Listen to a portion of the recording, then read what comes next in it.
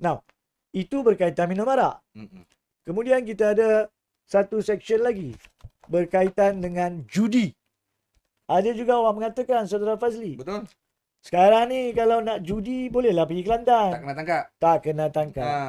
Salah. Dengar tu. Tak Salah. betul. Jangan duk dengar TikTok sangat.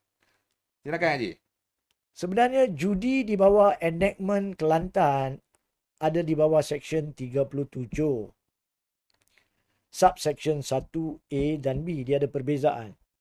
A ni secara khusus menjadikan berjudi oleh sesiapa yang berjudi sebagai kesalahan jenayah. Dan section kedua adalah sesiapa yang menganjurkan, melakukan atau menyediakan tempat biasa untuk berjudi pun salah. Okey. Jadi orang berjudi salah. B mengatakan menyediakan tempat untuk orang berjudi, menganjurkan judi macam nak jual toto. Contohnya. Salah. Membuat lumba haram, nak beli tiket apa semua, siapa menang lumba. Betting bola. Right. Betting bola dan sebagainya. Salah. Dan dalam kes Nick Allen, apa yang Nick Allen mula-mula cabar antara 20 adalah 371A. Dia cabar judi. Tapi pada hari pertama perbicaraan pada bulan Ogos yang saya sebut tadi, dia telah tarik balik cabaran itu. Dia setuju bahawa judi adalah melanggar peraturan Islam. Dan pihak persekutuan tidak boleh mencampuri berkaitan dengan isu judi. Jadi sekali lagi ya, Nick Allen tidak mencabar berkaitan dengan enactment berhubung dengan jenayah syariah judi. Yang dia cabar adalah 371B. Dia mengatakan bahagian yang menganjurkan, yang menyediakan tempat untuk berjudi, itu dia cabar tiada kuasa untuk Dewan Undangan Negeri Kelantan gubal sebab dia kata itu sudah kuasa persekutuan. Sebab kita ada undang-undang bertulis persekutuan tentang Gaming Act, Betting Act yang meletakkan kalau nak buat isu-isu berkaitan judi kena pohon lesen. So itu dah ada peruntukan. So biarlah persekutuan handle benda tu. Jangan nak masukkan dalam syariah sebab syariah orang yang berjudi haram. Berbeza kat situ. Berbeza. Itu dia cakap. Jadi dia tak cabar judi, dia cabar benda yang menyediakan judi, tempat berjudi. Dan itu mahkamah telah bersetuju bahawa itu adalah untuk persekutuan dan telah pun mengisytiharkan 371B sebagai tidak sah. Sabar. Jadi apa yang diisytiharkan tidak sah bukannya berjudi. Menyediakan tempat berjudi. Atau menganjurkan perjudian. Itu tidak sah. Satu lagi Haji. Ramai juga duk viral sekarang ni Haji. Ni kes liwat pun katanya di Kelantan. Sebelum saya pergi pada kes liwat, untuk memperkukuhkan penjelasan berkaitan judi di Kelantan. Kalau saya pergi Kelantan, dan kalau di situ ada apa-apa program judi yang dianjurkan oleh sesiapa saja, kalau saya pergi melibatkan diri dalam judi untuk berjudi, saya salah di bawah 371A. Saya masih boleh ditangkap, ditahan, disiasat dan jika bukti cukup boleh dituduh oleh pendakwa raya syari'i di mahkamah syariah. Okey. Tapi orang yang menyediakan tempat untuk saya pergi beli tiket judi, tak kisahlah. Katalah saya lah Fazli Katalah Muhammad. Fazli Muhammad. Punyalah jahat. Menganjurkan berjudi. Awak buka di Kelantan sekalipun. Sekarang ni di Kelantan. Mahkamah Syariah ataupun penguatkuasa undang-undang syari'i tidak boleh tangkap awak dah. Sebab di bawah Seksyen 371B itu adalah tidak lagi undang-undang yang sah. Okey, menarik. Maksudnya, untuk lebih faham lagi, walaupun awak tidak boleh tangkap oleh orang-orang penguatkuasa undang-undang syari'i, tapi sekiranya awak buka tempat berjudi itu tanpa lesen, maka pegawai syari'i ini boleh lapor kepada polis mengatakan ada Fazli ni buat tempat judi haram. Kami dapati lesen kat hampa pun dia orang tak minta. Tolong pergi siasat.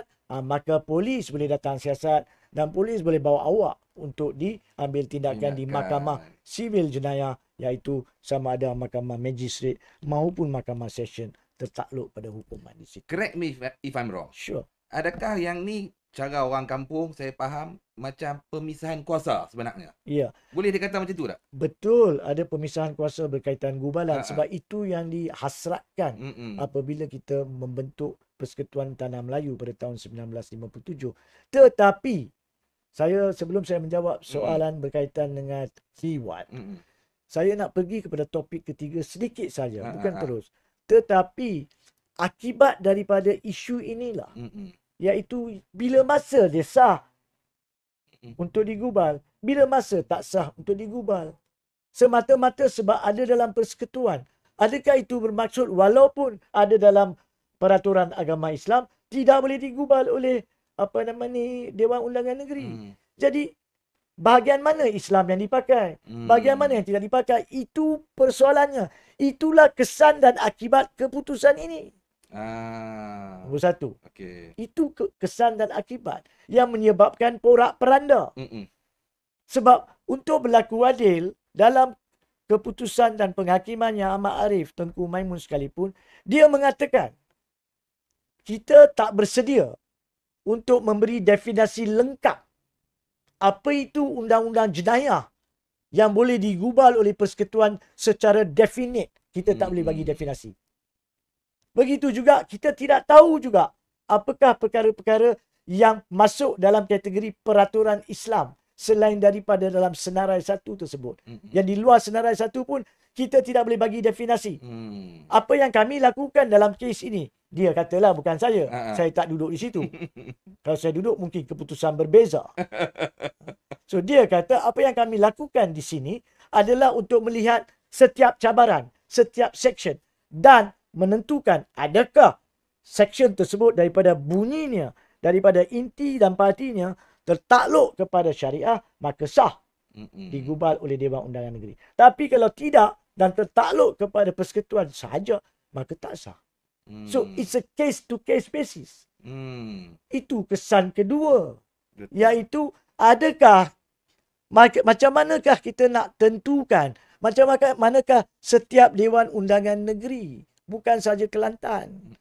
Setiap Dewan Undangan Negeri nak tentukan apa yang mereka boleh gubal dan apa yang mereka tidak boleh gubal selagi tidak ada satu definisi konkret. Jadi setiap kali mereka gubal dan jika dicabar akan dibawa ke mahkamah dan mahkamah akan pakai prinsip case to case basis. Macam mana negara kita nak maju? Betul, saya setuju. Macam mana undang-undang nak dilaksanakan sama ada di negeri maupun di persekutuan? Itulah kesan dan akibat keputusan Nick Allen ini. Itu yang kedua. Yang ketiga, kesan dan akibat. Sebab saya dah masuk, saya teruskan. Now, setiap negeri boleh gubal undang-undang syariah. Tapi mereka gubal ikut keperluan negeri masing-masing. Memanglah. Takkan Malaysia nak gubal undang-undang yang tak relevan di Malaysia, yang relevan di Indonesia. Begitu juga yang Kelantan. Takkan dia nak gubal undang-undang yang tak relevan di Kelantan, yang mungkin relevan di Johor atau Pulau Pinang. So, setiap negeri akan menggubal undang-undang syariah yang mereka percaya relevan. Tetapi, kebanyakan negeri mempunyai peruntukan enactment syariah yang sama ataupun hampir sama. Yang sama atau hampir sama. Jadi, kesan ketiga daripada kes Nick Allen ini adalah setiap peruntukan negeri lain. Kita dengar Menteri Besar Kedah mengatakan terdapat lebih kurang 7, tak silap saya menurut kenyataan beliau, peruntukan di dalam enactment syariah jenayah Kedah yang sama dengan yang dibatalkan di Kelantan. Kita juga dengar ada negeri Terengganu mengatakan mereka juga mempunyai beberapa enactment yang telah dicabar di Kelantan. Dan negeri-negeri lain mempunyai perkara itu. Perak, Pulau Pinang, Kedah, Selangor baru dicabar satu. Ada lagi yang lain. Jadi kesan ketiga kes Nick Allen adalah mengguna pakai keputusan Nick Allen ini, maka setiap satu daripada enactment negeri-negeri lain boleh dan akan dicabar atas prinsip yang sama berkaitan peruntukan tertentu. Jadi dia ada efek domino. Ini bukan soal Kelantan ya. Saya dengar ramai mengatakan macam mana Dewan Undangan Negeri Kelantan boleh salah gubal.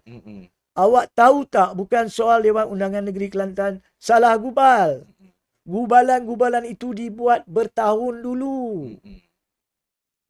Tetapi cabaran yang bermula untuk mencabar kuasa Dewan Undangan Negeri bermula tahun 2021, Iki Putra.